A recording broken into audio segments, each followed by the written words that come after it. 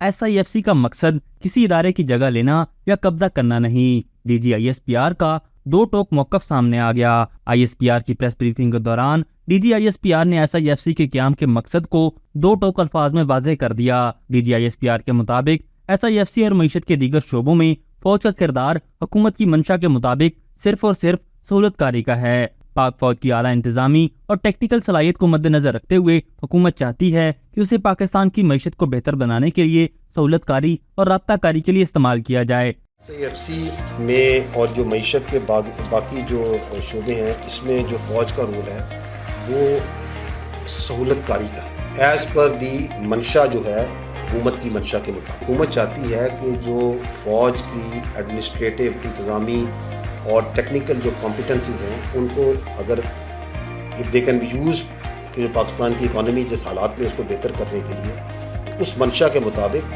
ہمارا جو رول ہے وہ فیسیلیٹیٹو رول ہے، کوآرڈینیٹڈ رول۔ اپنے قیام کے 1 سال سے کم عرصے میں SIFC نے انتظامی پالیسی اور رابطہ کاری کی سطح پر بیش بہا خدمات انجام دی ہیں۔ گزشتہ 1.5 ماہ میں سعودی عرب کی جانب سے کثیر سرمایہ کاری پر آمادگی اور پاکستان کے اقتصادی ماحول پر اعتماد ان کوششوں کا منہ بولتا ثبوت ہے۔ افواج کی صلاحیت کو معیشت کی بہتری کے لیے دنیا بھر میں استعمال کیا جاتا ہے، لیکن پاکستان میں جھوٹ اور پروپیگنڈا اس قدر بڑھ چکا ہے کہ ایسے مثبت اقدام کو بھی تنقید کی نظر سے دیکھا جاتا ہے۔ SIFC ایک شفاف ادارہ ہے جس میں اعلیٰ پیشہ ورانہ صلاحیت کے حامل سول اور فوجی افسران مل کر باہمی تعاون سے ملک کی معیشت کو بہتر بنانے کے لیے کام کر رہے ہیں۔